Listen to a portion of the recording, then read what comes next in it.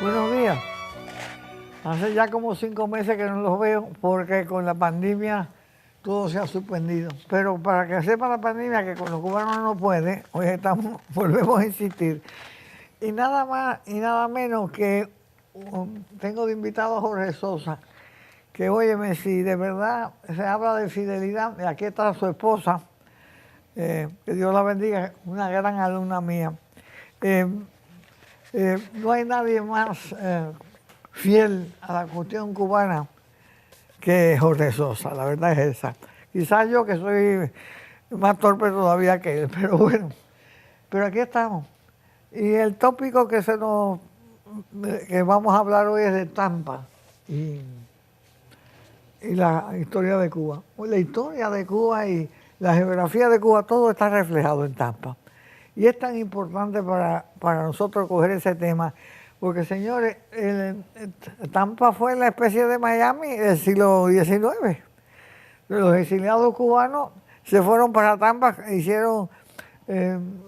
construyeron allí una pequeña colonia muy influyente, por cierto.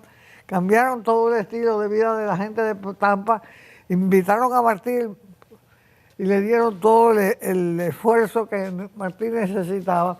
Y volvemos a lo mismo, el exilio tiene un rol importantísimo en Cuba, en el destino de Cuba. Y creo que se puede, desde un punto de vista geopolítico, entender. Tampa, Miami, nowadays, van a tener impacto en Cuba, de eso no tengo la menor duda, pero eso es el tema para otro día. Déjeme presentarle a Jorge, que ya ha estado con nosotros antes en otro programa, y que se está haciendo un erudito en la cuestión de la influencia de Cuba en Tampa y viceversa. Jorge Sosa es un carácter. Fíjate tú que este muchacho, cuando yo lo conocí, estudiaba en Cornell University, por favor. De esto hace ya 30 y pico de años. Hace ya casi un siglo. Hace ya un siglo. Vaya, y estudió allí ingeniería química. Y entonces, siendo Jorge como es un testarudo de madre, se le metió en la cabeza, creo que para ayudar a Cuba hacía falta ser abogado, y dejó ingeniería que había adquirido en Cornell y después se hizo abogado. Él además es una persona sumamente persistente. Y yo creo que la persistencia, honestamente, ya cuando uno tiene más de 15 años, pues cada día le da más valor a ciertas características de la personalidad de un individuo que lo hacen diferente. Jorge es muy persistente y él quisiera embullarme, ya yo estoy que no ni de embullo, para ir a hacer tours en Tampa y luego extenderlo también a Cayo Hueso, que tiene un destino parecido.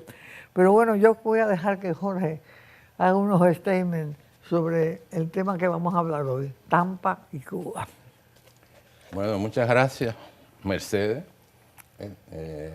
por volverme a invitar.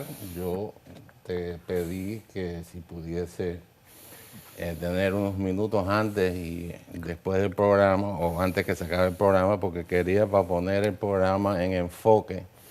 Y esto hace unos meses que me tropecé con esto que dijo un señor norteamericano, pero que yo creo que capta bien lo que tú has estado haciendo por 60 años aquí en el college, en la clase de Historia Cultural Cubana, y este programa que ya llevas más de 60 programas, que está hecho para las nuevas generaciones y las generaciones futuras de la patria, la gente sepa, como dijo Martí, ser cultos para ser libres. Aquí tú estás dando cultura para que podamos tener libertad. La cita dice así, es en inglés, después te voy a dar mi traducción. The most effective way to destroy a people is to deny and obliterate their own understanding of their history. Yo lo traduje, la forma más efectiva de destruir a un pueblo es negarle y destruirle el conocimiento o su conocimiento de su historia. Este quote lo dijo George Orwell, que es el famoso autor de Animal Farm, que en español creo que se llama La rebelión en la granja, y del libro 1984, que yo se lo recomiendo a todos los que nacen aquí y todos los que vienen de Cuba, porque yo creo que es una lectura básica. No hay forma que se pueda expresar claramente lo importante que es la historia, el estudio de la historia. Quizás porque eso me ha apasionado a mí. Yo soy antropóloga, pero más bien historiadora cultural, que es lo que me interesa. Y siempre que los estudiantes, yo les introduzco un curso de historia, les digo, miren, ustedes vamos a lidiar con esto de esta manera. Vamos a suponer que cualquiera de ustedes, que son jóvenes, se montan en una guagua, bueno, que ya no es ni guagua, bueno, anyway, y ven una persona del sexo opuesto que es agradable y es atractivo o atractiva. ¿Qué es lo primero que ustedes quieren hacer? Ustedes lo primero que quieren hacer es tener datos sobre esa persona. ¿Dónde vive? ¿Quiénes son su papá y su mamá? ¿En qué barrio vive? ¿A qué escuela va? Lo que quieren es la historia de esa persona, porque es una persona con quien te quieres relacionar. Lo mismo sucede con los países. Pero efectivamente la historia es importante, pero básicamente todavía más importante cuando queremos tener una democracia. Desafortunadamente y muy mal pensado por los educadores que permitieron que eso pasara, es que muchos de los cursos de historia se le han quitado su relevancia. Por lo tanto, estamos en estos momentos en una sociedad que a veces actúa como una sociedad que no tiene memoria, amnésica. Y no podemos entender, ni podemos, como pudiéramos decir, apreciar lo que es una democracia. Otro día vendré para acá con una botella de whisky, si es posible, para hablar de la democracia, porque está en peligro. Es un sistema sumamente sensitivo, es un sistema que necesita de que las personas que viven dentro de la democracia la defiendan, la entiendan. Y lo mismo me pasa con la cuestión de Cuba. Es necesario que nosotros conservemos la cultura cubana, el conocimiento sobre Cuba, si queremos que ella sobreviva este accidente terrible que es el castrato. Pero bueno, perdónenme ustedes esta humilde referencia a todo esto, ¿no? Lo importante es que hablemos en estos momentos de Tampa, que es el tema de hoy, y que la relevancia que tuvo en la historia de Cuba. Porque muy poco se daba en la Cuba republicana, donde yo viví, donde yo estudié, no se le daba tanta relevancia a la importancia enorme que tuvo Tampa y Cayo Hueso en la liberación de Cuba. Y ustedes van a ver a través de las palabras de Jorge hasta qué punto tuvieron arraigados, cómo ayudaron a José Martí, sobre todo a Martí, ¿verdad? Y donaron su tiempo, sus vidas y su dinero para la libertad de Cuba. Y así la podemos apreciar un poco mejor. Bueno, Jorge, dame un worldview, una cosmovisión de lo que era Tampa en el siglo XIX. Bueno, déjame decirte dos cosas. Las dos cosas más importantes que yo veo en relación a Cuba son, primero, los discursos de Martí, el 26 de noviembre de 1891, seguido por el discurso de Los Pinos Nuevos, el 27 de noviembre de 1891. El del 26 de noviembre lo han titulado Con todos y para el bien de todos. Ese discurso lo empezó Martí diciendo, para Cuba que sufre la primera palabra. Y básicamente es un análisis, un outline de cómo debería actuar el cubano y cómo es el cubano, cómo debería ser la república, el respeto pleno de la dignidad humana. La otra cosa es que de ahí sale el tabaco con la orden de Martí para Juan Gualberto Gómez para el que causa el grito de baile que inicia la guerra de independencia. Esas son las dos cosas importantes, yo creo, que tiene Tampa. Y yo creo que Tampa, Calle Hueso, Martí City, que también estuvo involucrado en esto, West Tampa, que por cierto yo no sabía de esto hasta que tú me invitaste al episodio 43 de este programa, que era Los Cubanos en la Florida, y tú me dijiste, quiero que hagas un poco de investigación sobre el lector y sobre las mujeres durante el tiempo que estaba en Martí. Vaya, más del 40% de los grupos asociados con el Partido Revolucionario Cubano eran femeninos. Y hacían una labor y recaudación, hacían uniformes, preparaban vendas, medicinas y las recogían para llevarlas a Cuba. Y entonces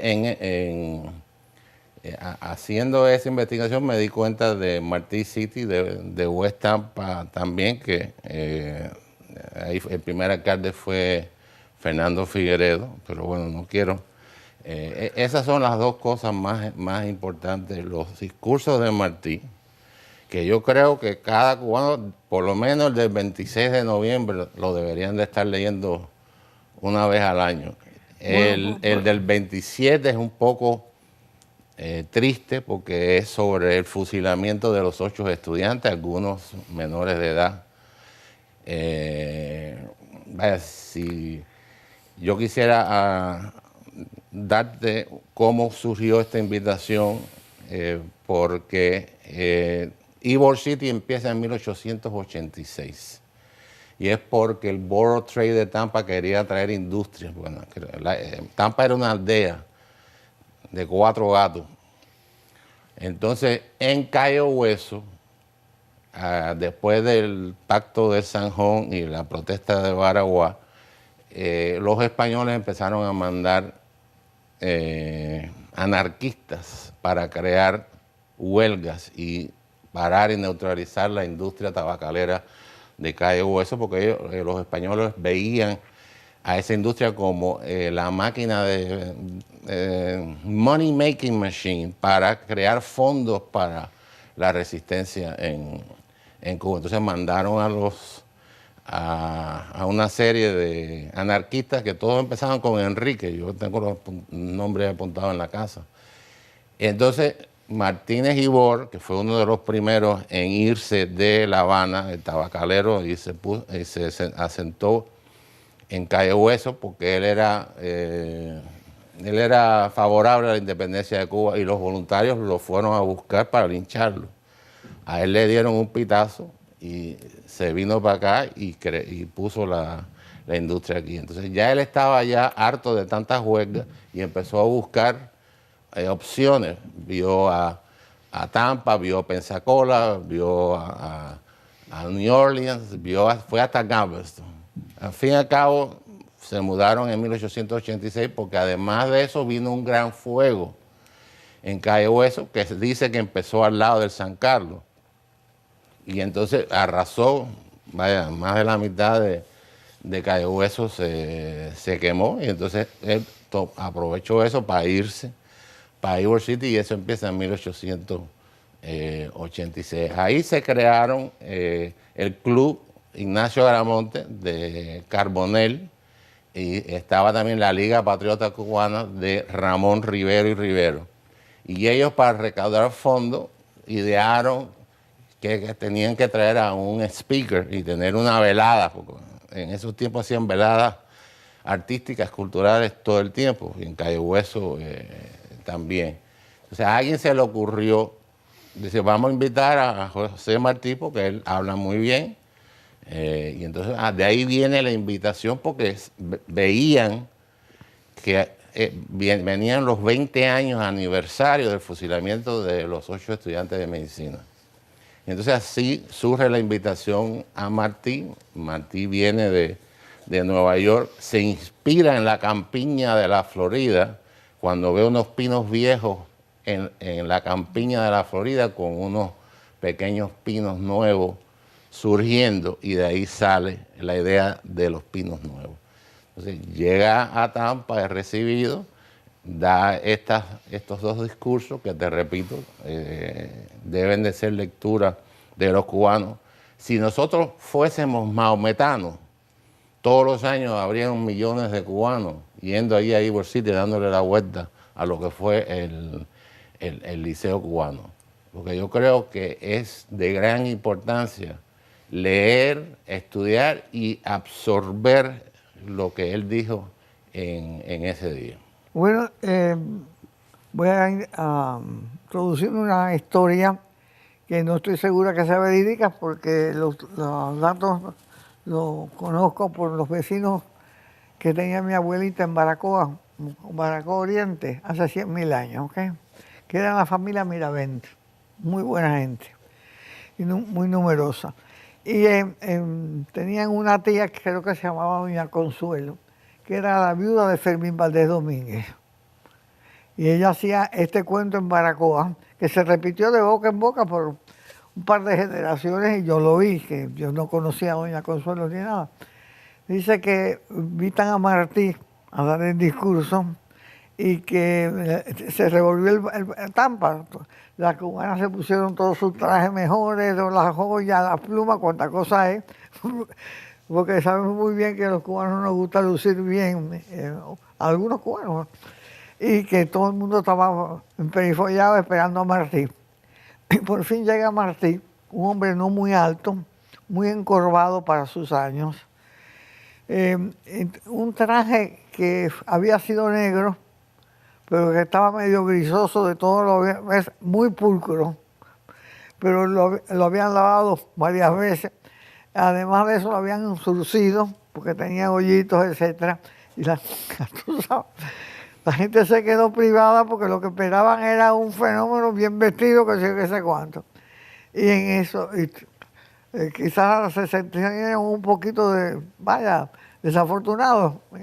Pero en eso sube Martí al estrado y empieza a hablar y dice su breve frase: para Cuba, que sufre mi primera palabra. Y aquello se vino abajo.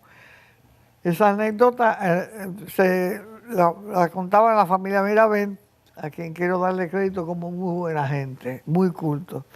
Y seguimos con Martí, que ha sido la pasión de mi vida. Yo, cuando tenía 18 y 9 años, yo no sé por qué razón, si iba a tener un examen, yo le rezaba a Martí. No me fue mal, ¿no? Así que se lo recomiendo. Bueno, Jorge, sigue con Yo te quería, tocando el tema de ese discurso, el señor del club, Ignacio Aramonte, era Néstor Leonelo Carbonell. Ahora, a alguien se le ocurrió la idea de traer un estenógrafo de Cayo Hueso. Este señor se llamaba Francisco María González. Dicen que él rompió como 13 o 14 lápices tratando de seguir a Martí en su discurso. Que ese discurso inmediatamente se transcribió en la imprenta que tenía Ramón Rivero y Rivero, que era un periodista que publicaba unas revistas allí en Tampa. Eso se puso en el vapor que salía para Cayo Hueso. Y al otro día por la mañana, esos discursos fueron leídos por los lectores en todas las fábricas de Cayo Hueso. Explícale al público quiénes son los lectores, por favor. Bueno, los lectores eran personas que contrataban los obreros, no los dueños de la fábrica. Generalmente eran personas cultas que se habían cultivado. Y entonces por las mañanas leían los periódicos del día, mientras que los lectores trabajaban en los tabacos. Eso era en las fábricas de tabaco, señor. Sí. Y por la tarde siempre estaban leyendo obras de literatura o de grandes escritores. Por eso hay actores o escritores que han comentado que los tabacaleros eran unos analfabetos cultos, porque aunque no sabían escribir ni leer, tenían mucha cultura. Entonces, estos dos discursos se leyeron y crearon tan grande sensación que poco después, una semana después, Martí estaba otra vez de vuelta de Nueva York, camino a Cayo Hueso. Y lo relevante de esto es que después de Sanjón vinieron unas intentonas de volver de reactivar la insurrección. Y en ese momento Martí dijo que no era el momento. Entonces Martí no era bien visto en Cayo Hueso. Quiero explicar a nuestra audiencia que la paz de Sanjón fue una paz que firmó los cubanos insurrectos al final de la guerra de los 10 años, una paz con los españoles y que por lo tanto acabó la insurrección. Después hubieron algunos que otros intentos, uno fue la guerra chiquita y pues finalmente vino la guerra emancipadora, que fue la que en realidad el líder emocional y moral y todo lo fue José Martí. Y organizador, porque no se da crédito, sí. Cuando uno se pone a leer cómo hacían las cosas y lo que hicieron, el genio organizativo de Martí es increíble. Yo no he leído nada al respecto, pero yo creo que eso sería un tema que queda por research y documentar, porque la cantidad de armas y en Cayo Hueso tenían gente especializada en llevar ciertas cosas a ciertas partes de Cuba. Todo eso fue coordinado y en la mayoría fue coordinado bastante secretamente. La única excepción fue lo que pasó en la Fernandina, que eso fue que le dieron una otra oportunidad a un individuo un poco bla, bla, bla, y habló demasiado y entonces intervinieron esos 3 buques, que fue un golpe duro. Aunque después Horacio Rubens, que era el roommate de Gonzalo de Quesada, que era el secretario de Martí, pudo sacar esas armas de ser embargadas por el Customs. Y digo esto porque Gonzalo de Quesada y Horacio Rubens fueron a la Universidad de Columbia, a Law School, juntos, eran roommates. Y los dos no eran gente, los dos trabajaban para los bufetes multinacionales en aquella época. Y después es que Gonzalo de Quesada, vaya, un tipo eminente, igual que él, se dedicaron a esto. Es más, cuando Gonzalo de Quesada trae la orden de Martí en el bolsillo, Horacio Rubens venía con él en el tren, porque él se quedó en Jacksonville, San Agustín, para ir a lidiar con las armas que se intervinieron en la Fernandina. Y Gonzalo de Quesada siguió para Ybor City y se reunió con Fernando Figueredo, se reunió con los hermanos O'Halloran, que tenían una fábrica de tabaco en West Tampa. Y entonces Gonzalo le entregó la orden a Fernando Figueredo, que era el representante del Partido Revolucionario Cubano en Tampa, Ybor City y West Tampa. Déjame aclararle a nuestra audiencia que el Partido Revolucionario Cubano fue fundado por José Martí en el exilio, en Nueva York. Y que la mano derecha de Martí fue nada más y nada menos que el señor que fue el abuelo del primer gobernador puertorriqueño, Muñoz Marín.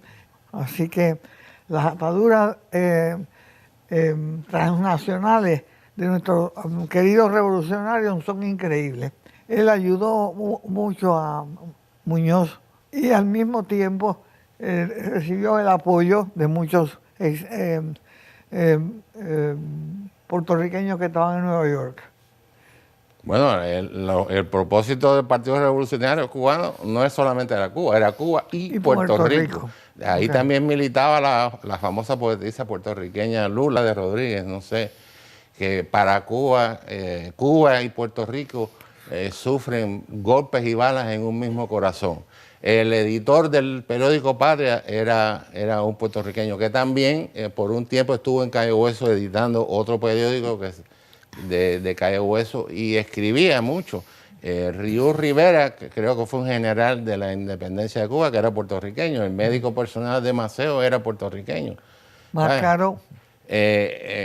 Vaya, de eso se puede hacer otro programa de los puertorriqueños en la independencia de Cuba. Y yo creo que convendría bien para que no hubiese gente sembrando cizaña entre esos dos no, pueblos. definitivamente. Entonces, pues, volviendo al cigarro ese, el cigarro, van a la fábrica de O'Halloran, que son cubanos o hispanos irlandeses, que eso es otro cuento, como hay tantos irlandeses entre nosotros, que eso viene del tiempo de Cromwell, cuando Cromwell los botó de Irlanda y España los recogió en Salamanca, que les hizo una universidad, el Colegio de Condes y Nobles de Irlanda, donde ellos pudieron preservar su cultura y su idioma. A Fernando Figueredo se le ocurre, le dice a Blas, que era el hermano mayor, que era Blas, Estanislao e Ignacio: chico, Blas, tú no puedes enrollar esto dentro de un tabaco. Y ahí vino la idea. Blas, que era dueño, pero había sido enrollador de tabaco, lo enrolló, hizo 5 cigarros. Él, que tenía el mensaje, lo enrolló con una hoja que tenía 2 manchitas de insecto, pero eso para marcarlo. Entonces se lo dio a Fernando Figueredo se lo dio a Gonzalo de Quesada se montó en el vapor de Tampa a Cayo. Hay que aclarar que en aquel entonces no había vías de tren a Cayo, no había carretera por Los Cayos. Cuando Martí vino a dar los discursos, el tren lo acababa de terminar Henry Plant, terminando allí en Ybor City. Había sido unos días.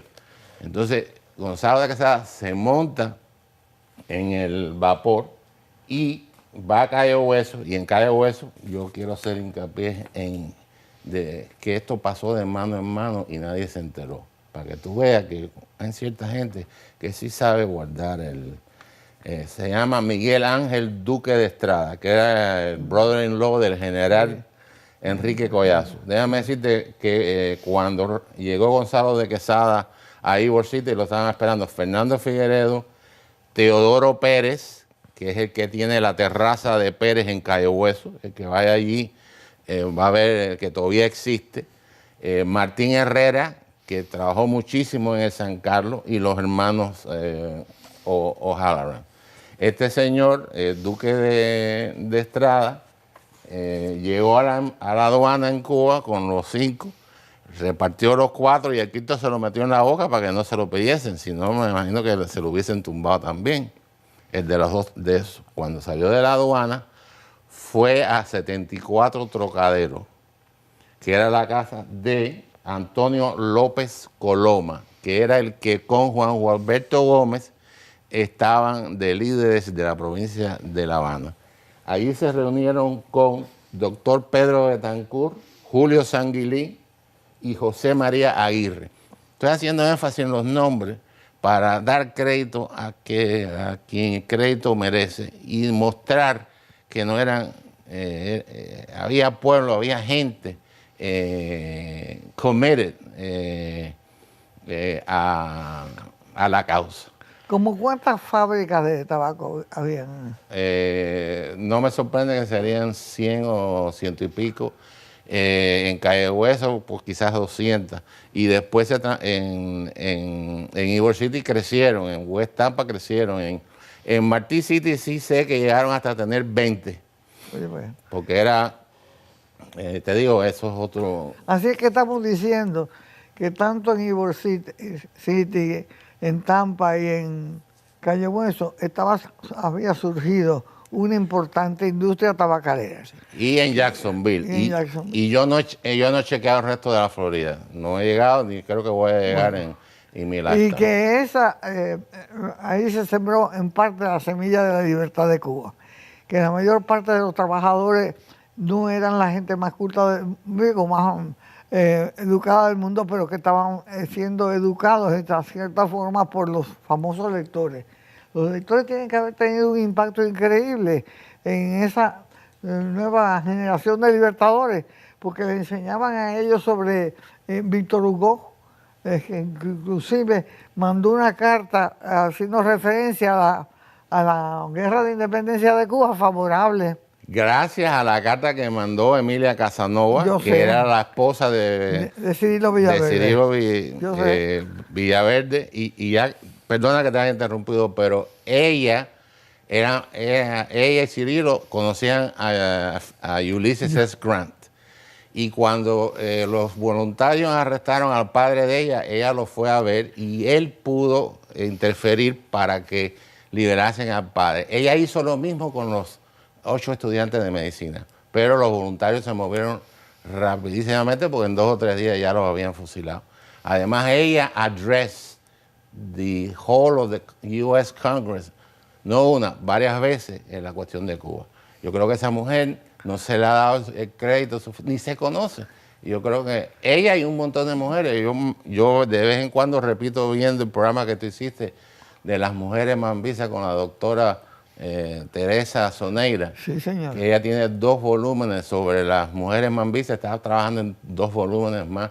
El research es básico, pero fantástico. Perdona que te haya interrumpido. No, es muy importante para mí señalar eso porque en la historia de Cuba en cierta forma se le borra capítulos que tuvieron un gran impacto. Uno de ellos es la labor de la mujer dentro del movimiento independentista de Cuba. Otros de los grandes olvidados o terriblemente olvidados han sido los masones.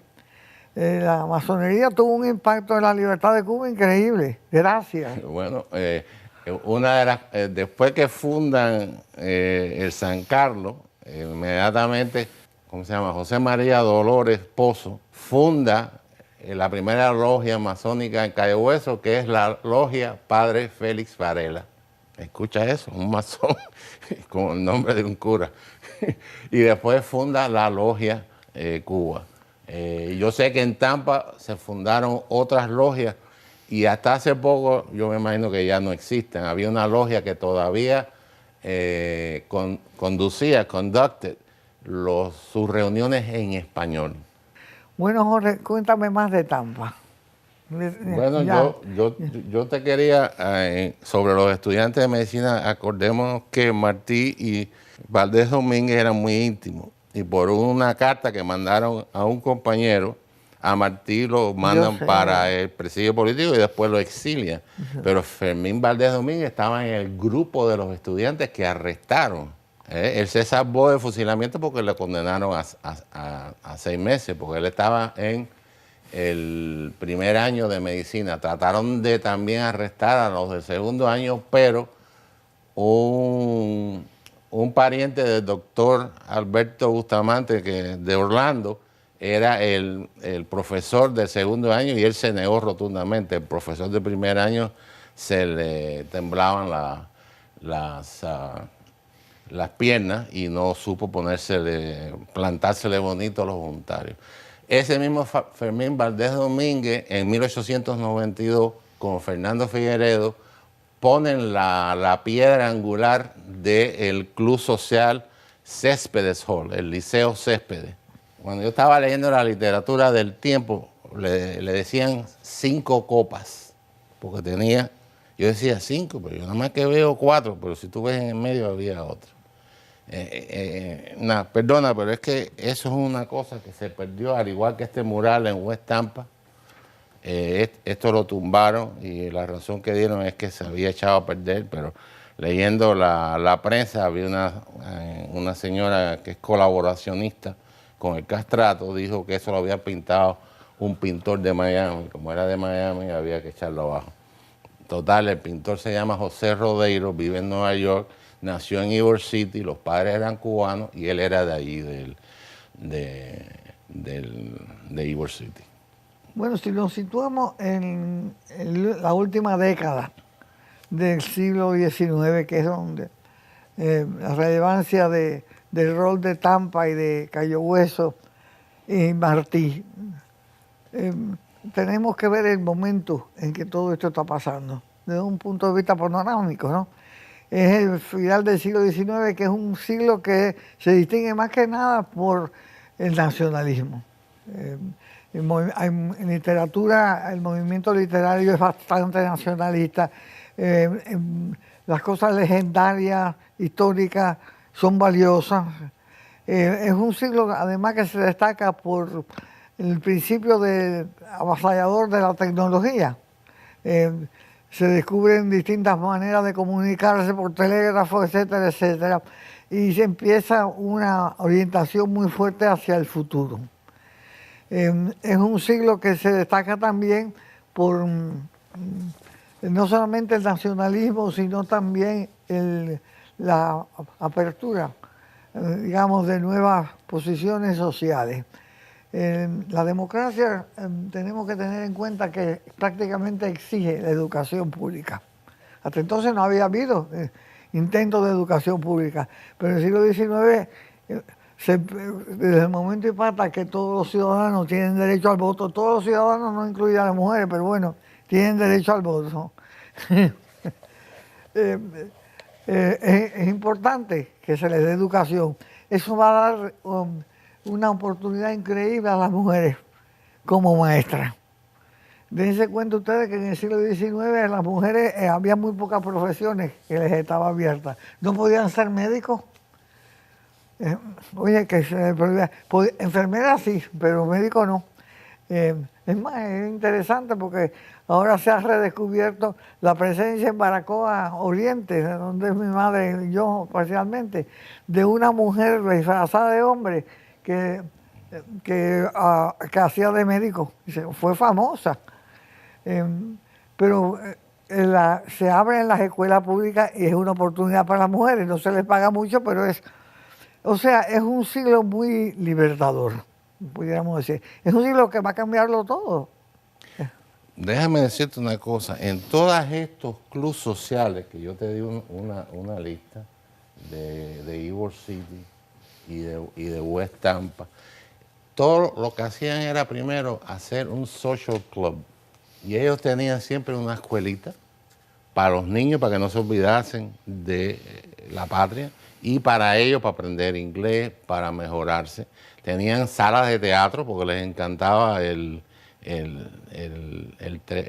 teatro, las cosas dramáticas. Hasta en Martí City ellos tenían ya lo que le llamaban el Opera House, que estaba en un segundo piso de una fábrica. En Cayo Hueso empezó el San Carlos en el segundo piso de una bodega. Y en Ybor City empezó arriba de una tintorería, una lavandería de chinos. Cuando estamos hablando de eso, hay que darle crédito a la cultura española. Porque la cultura española es muy sociable. Los españoles fundaron en Cuba, señores, pues se convirtieron en clínicas que le daban servicios médicos a todo el mundo tenían escuelas de taquigrafía, tenían escuelas de idiomas, etcétera. Eso se debe en realidad a los clubes sociales españoles regionalistas. Sí. Los españoles que venían de una parte de Galicia fundaban el Centro Gallego. El Centro Gallego, el Club Catalán. El centro, hablando de eso, en Ybor City existió el Centro Español, que todavía se reúnen en West Tampa, pero los edificios los vendieron. Está el Centro Asturiano, que todavía sí existe, uno de los clubes más activos. El Reina y yo fuimos una vez a desayunar allí, porque tienen una cafetería, ya no la tienen, y se nos acercó un señor alto, mayor. Obviamente lucíamos como éramos turistas o gente que no era de ahí. Y él se presentó, yo soy el presidente del club, yo nací en La Habana, soy cubano. Y entonces nos dio un tour, tiene un teatro de 3 pisos que me recuerda el teatro de ópera de Milán. No es tan grande, pero es rojo, con estatuas. Y en el telón dice CA, de Centro Asturiano. El Centro Español tenía un telón que decía CE, Centro Español. Y una cosa básica era el seguro médico, las clínicas que tenía allí. De hecho, todos los clubes sociales, el club italiano que vino después del español, el club alemán, todos tenían ese servicio. La primera vez que yo fui a Ybor City, fui de Gainesville, que estaba estudiando, estaba trabajando para el DOT. Cuando entro allí me encuentro 4 viejitos trabajando con mimeographs, que es lo que se usaba en aquel entonces, que estaban mandando para para los miembros. Por eso yo tuve la oportunidad de ver el techo del Círculo Cubano. Bueno, pues esa ímpetu que se le da a la creación de clubes sociales con funciones sociales, más tarde políticas, etcétera, no solamente tuvo impacto en la población blanca.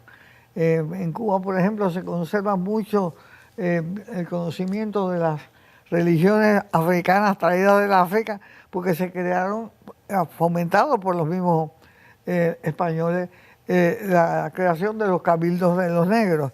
Y ahí los negros de la misma región del África se reunían una vez o dos al mes. De ahí surgieron las comparsas y las congas que competían unas con otras, etcétera, y se conservó de una manera bastante importante el conocimiento de las lenguas africanas, el conocimiento sobre todo de la historia religiosa de los africanos que llegaron a Cuba. Los cubanos, cuando vinimos a Miami, empezamos a fundar nuestros propios clubes. Señores, inmediatamente, bueno, que uno de ellos nos permitía a los cubanos, pues vamos a fundar nosotros el nuestro. A los santiagueros fundaron a Ciudad Mar, el Big Five, los cubanos de otras regiones. Y vino el interés en fundar unas especies de clínicas que copiaban hasta cierta forma las clínicas que funcionaban en Cuba, aunque en Cuba realmente funcionaron mucho mejor, menos como negocio, pero sí más en su función de prestar servicios médicos a la población de clase media y clase media baja. ¿Tú te acuerdas del senador Gurney de Tampa, del senador por parte de la Florida?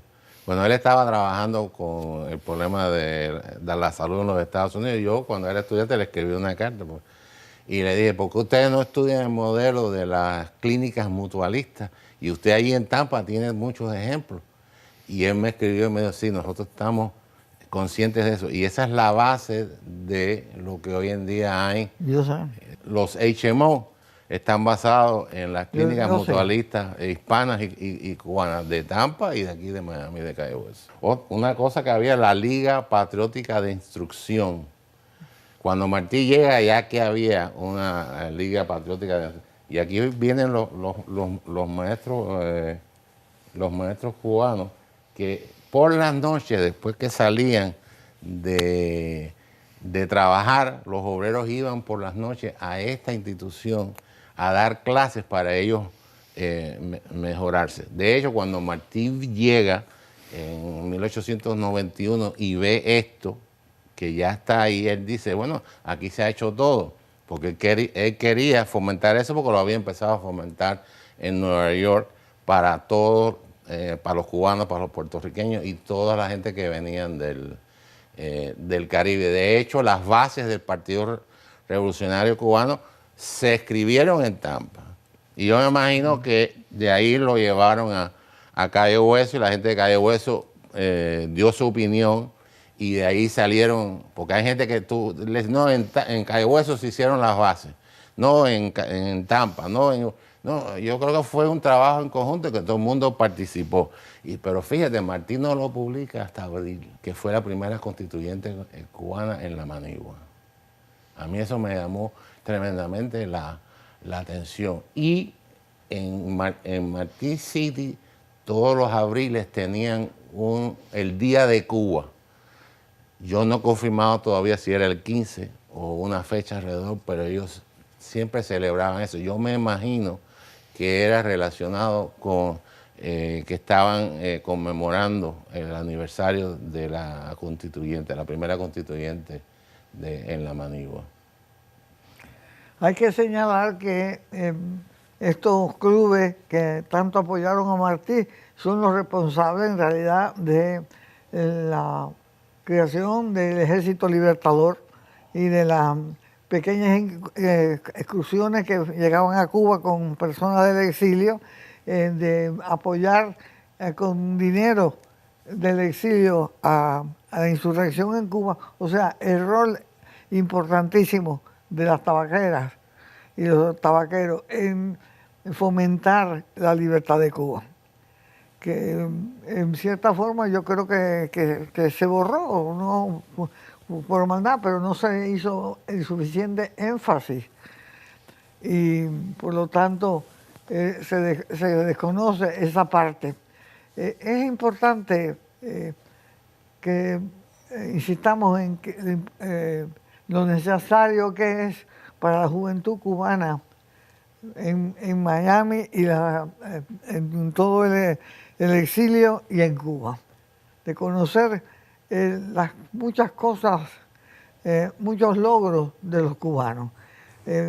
Yo soy una persona que estoy sumamente orgullosa de los logros que logró Cuba durante la República. Señores, en 50 años desarrollamos un sistema educativo que ha dado como resultados el que una parte de la población de Cuba que se mudó para Miami porque no le quedó más remedio o se exilió en Miami, hayan fomentado el crecimiento de esta región de la forma que lo han fomentado y que tengamos bastante representación en el poder legislativo norteamericano. Me llena de orgullo. Tenemos 10 representantes en el Congreso Federal. O sea, el sistema educativo que nos dieron a nosotros tenía que haber sido, pero que muy bueno, buenísimo. No se le da crédito quizás porque casi todos los maestros eran maestras, pero no quiero empezar una guerra civil. La próxima vez que venga este mundo sí la voy a armar, ¿sabes? Déjenme otro dato que me llamó la atención. El restaurante Pajarito en Ybor City era un restaurante chino. Cuando llegaban los voluntarios cubanos, los mambises futuros, los mandaban ahí para que sea le diesen un plato de comida. Y además ese restaurante se encargaba de armar a los mambises con machetes y cuchillos. Vaya, eso es interesante. La otra cosa es la revista Cuba o el periódico Cuba. Yo no sabía que además de Patria, el Partido Revolucionario Cubano tenía otras publicaciones. Porque en Calle Hueso había una publicación que se llama Motivos de Calle Hueso, que yo he tenido la oportunidad de verla y vaya, me quedé asombrado. Eso es una cosa que tengo que hacerle. La cantidad de periódicos que se publicaron en Calle Hueso, Tampa, Martí City, Nueva York, New Orleans, es enorme. ¿Dónde está esa información? Tú no puedes adquirir un solo ejemplar de esa revista Cuba. No están en la biblioteca. El periódico Yara, que se publicó 20 años, que lo publicó Dolores Pollo, nada más que hay un solo ejemplar en la Universidad de la Florida, que yo me lo leí, precisamente estaban hablando de la logia Padre Félix Varela, quería transferir al Padre Varela de San Agustín para Calle Hueso, para que ellos cuidar de la tumba, porque decían que estaba descascarada, que había mucha hierba, etcétera, etcétera. Como estaba cuando Monseñor Román empezó a ir allá. Pero bueno, esas publicaciones, eso debe estar lleno de información que no se sabe. Tampa se dice Tampa, la cuna de la independencia de Cuba. De ellos se merecen. Y el doctor, el honorable retirado juez Emiliano J. Sarcines, que nació en West Tampa y vive en West Tampa todavía, es tremendo martiano, y él te dice que en Tampa hay más bustos de Martí que de Lincoln, Jefferson, Washington y Martin Luther King put together. Él tiene, en el internet, tiene una presentación que se llama Las 20 visitas de Martí a Tampa. Yo se la recomiendo, especialmente la que tiene el escudo de Cuba con las 6 banderas de las 6 provincias en el círculo cubano. Bueno, con eso terminamos nuestra charla. La única indicación que quisiera hacer es que vamos a ir todos para Tampa y reconocer nuestras raíces y sentirnos orgullosos del exilio que ha sido una mala suerte para muchos cubanos, pero al mismo tiempo ha demostrado ser fiel a Cuba y que yo espero que tenga mucho que ver con el futuro de Cuba. Buenas tardes y muchas gracias por ser nuestra audiencia.